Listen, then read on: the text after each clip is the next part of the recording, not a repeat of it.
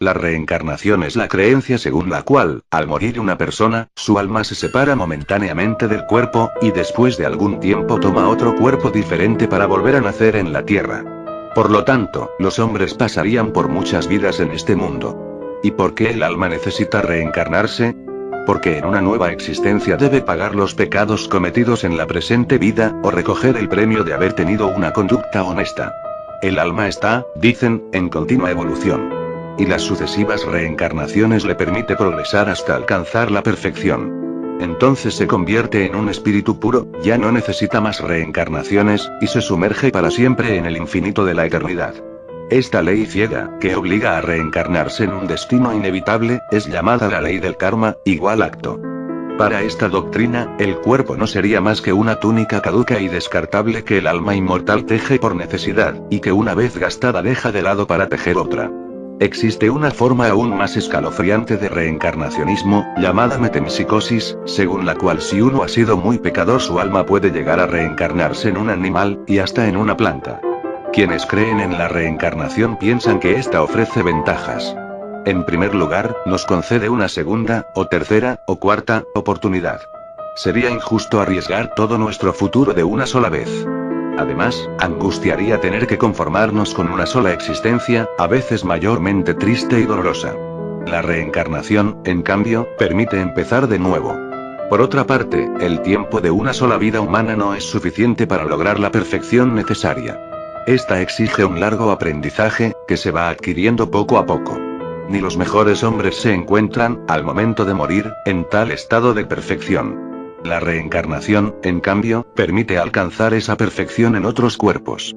Finalmente, la reencarnación ayuda a explicar ciertos hechos incomprensibles, como por ejemplo que algunas personas sean más inteligentes que otras, que el dolor esté tan desigualmente repartido entre los hombres, las simpatías o antipatías entre las personas, que algunos matrimonios sean desdichados, o la muerte precoz de los niños. Todo esto se entiende mejor si ellos están pagando deudas o cosechando méritos de vidas anteriores. La primera vez que aparece la idea de la reencarnación es en la India, en el siglo VII. Aquellos hombres primitivos, muy ligados aún a la mentalidad agrícola, veían que todas las cosas en la naturaleza, luego de cumplir su ciclo, retornaban. Así, el sol salía por la mañana, se ponía en la tarde, y luego volvía a salir. La luna llena decrecía, pero regresaba siempre a su plena redondez. Las estrellas repetían las mismas fases y etapas cada año. Las estaciones del verano y el invierno se iban y volvían puntualmente. Los campos, las flores, las inundaciones, todo tenía un movimiento circular, de eterno retorno. La vida entera parecía hecha de ciclos que se repetían eternamente.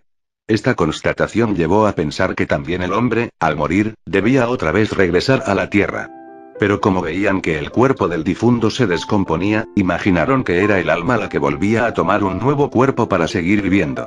Cuando apareció el budismo en la India, en el siglo V a.C., adoptó la creencia en la reencarnación. Y por él se extendió en la China, Japón, el Tíbet, y más tarde en Grecia y Roma.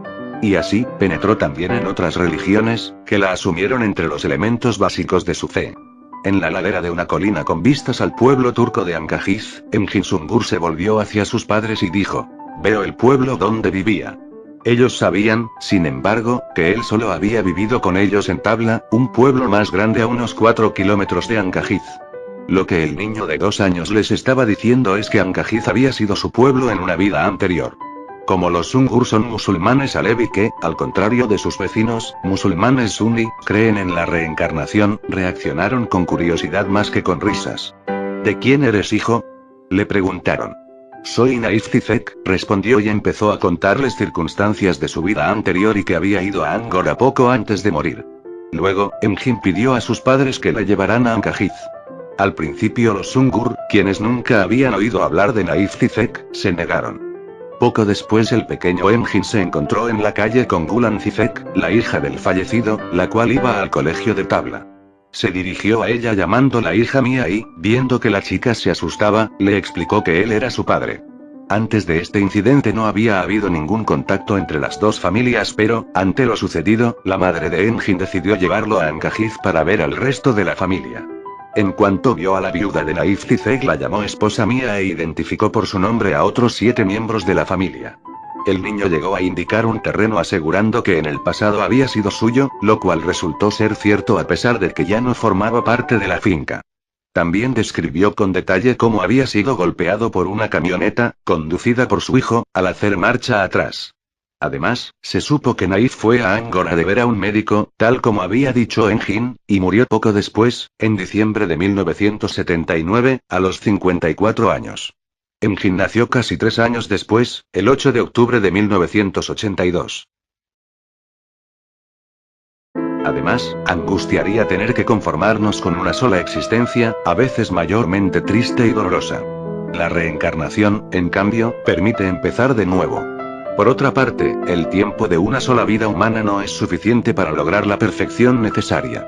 Esta exige un largo aprendizaje, que se va adquiriendo poco a poco. Ni los mejores hombres se encuentran, al momento de morir, en tal estado de perfección. La reencarnación, en cambio, permite alcanzar esa perfección en otros cuerpos. Finalmente, la reencarnación ayuda a explicar ciertos hechos incomprensibles, como por ejemplo que algunas personas sean más inteligentes que otras, que el dolor esté tan desigualmente repartido entre los hombres, las simpatías o antipatías entre las personas, que algunos matrimonios sean desdichados, o la muerte precoz de los niños. Todo esto se entiende mejor si ellos están pagando deudas o cosechando méritos de vidas anteriores. La primera vez que aparece la idea de la reencarnación es en la India, en el siglo VII AC. Aquellos hombres primitivos, muy ligados aún a la mentalidad agrícola, veían que todas las cosas en la naturaleza, luego de cumplir su ciclo, retornaban. Así, el sol salía por la mañana, se ponía en la tarde, y luego volvía a salir. La luna llena decrecía, pero regresaba siempre a su plena redondez. Las estrellas repetían las mismas fases y etapas cada año. Las estaciones del verano y el invierno se iban y volvían puntualmente. Los campos, las flores, las inundaciones, todo tenía un movimiento circular, de eterno retorno. La vida entera parecía hecha de ciclos que se repetían eternamente. Esta constatación llevó a pensar que también el hombre, al morir, debía otra vez regresar a la tierra. Pero como veían que el cuerpo del difunto se descomponía, imaginaron que era el alma la que volvía a tomar un nuevo cuerpo para seguir viviendo. Cuando apareció el budismo en la India, en el siglo V a.C., adoptó la creencia en la reencarnación. Y por él se extendió en la China, Japón, el Tíbet, y más tarde en Grecia y Roma. Y así, penetró también en otras religiones, que la asumieron entre los elementos básicos de su fe. En la ladera de una colina con vistas al pueblo turco de Ancajiz, Engin Sungur se volvió hacia sus padres y dijo: «Veo el pueblo donde vivía». Ellos sabían, sin embargo, que él solo había vivido con ellos en Tabla, un pueblo más grande a unos 4 kilómetros de Ancajiz. Lo que el niño de 2 años les estaba diciendo es que Ancajiz había sido su pueblo en una vida anterior. Como los Sungur son musulmanes alevi que, al contrario de sus vecinos, musulmanes suní, creen en la reencarnación, reaccionaron con curiosidad más que con risas. ¿De quién eres hijo?, le preguntaron. Soy Naif Zizek, respondió y empezó a contarles circunstancias de su vida anterior y que había ido a Angkor poco antes de morir. Luego, Engin pidió a sus padres que la llevaran a Ancajiz. Al principio los Sungur, que ya no necesita más reencarnaciones, y se sumerge para siempre en el infinito de la eternidad. Esta ley ciega, que obliga a reencarnarse en un destino inevitable, es llamada la ley del karma, igual acto. Para esta doctrina, el cuerpo no sería más que una túnica caduca y descartable que el alma inmortal teje por necesidad, y que una vez gastada deja de lado para tejer otra. Existe una forma aún más escalofriante de reencarnacionismo, llamada metempsicosis, según la cual si uno ha sido muy pecador su alma puede llegar a reencarnarse en un animal, y hasta en una planta. Quienes creen en la reencarnación piensan que esta ofrece ventajas. En primer lugar, nos concede una segunda, o tercera, o cuarta, oportunidad. Sería injusto arriesgar todo nuestro futuro de una sola vez. Además, angustiaría tener que conformarnos con una sola existencia, a veces mayormente triste y dolorosa. La reencarnación, en cambio, permite empezar de nuevo. Por otra parte, el tiempo de una sola vida humana no es suficiente para lograr la perfección necesaria. Esta exige un largo aprendizaje, que se va adquiriendo poco a poco. Ni los mejores hombres se encuentran, al momento de morir, en tal estado de perfección. La reencarnación, en cambio, permite alcanzar esa perfección en otros cuerpos.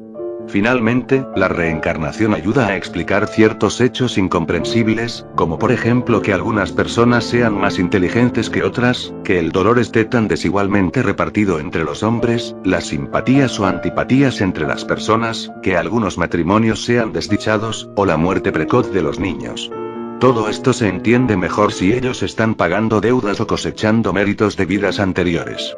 La primera vez que aparece la idea de la reencarnación es en la India, en el siglo VII AC. Aquellos hombres primitivos, muy ligados aún a la mentalidad agrícola, veían que todas las cosas en la naturaleza, luego de cumplir su ciclo, retornaban. Así, el sol salía por la mañana, se ponía en la tarde, y luego volvía a salir. La luna llena decrecía, pero regresaba siempre a su plena redondez. Las estrellas repetían las mismas fases y etapas cada año. Las estaciones del verano y el invierno se iban y volvían puntualmente. Los campos, las flores, las inundaciones, todo tenía un movimiento circular, de eterno retorno. La vida entera parecía hecha de ciclos que se repetían eternamente. Esta constatación llevó a pensar que también el hombre, al morir, debía otra vez regresar a la tierra. Pero como veían que el cuerpo del difunto se descomponía, imaginaron que era el alma la que volvía a tomar un nuevo cuerpo para seguir viviendo. Cuando apareció el budismo en la India, en el siglo V a.C., adoptó la creencia en la reencarnación. Y por él se extendió en la China, Japón, el Tíbet, y más tarde en Grecia y Roma. Y así, penetró también en otras religiones, que la asumieron entre los elementos básicos de su fe. En la ladera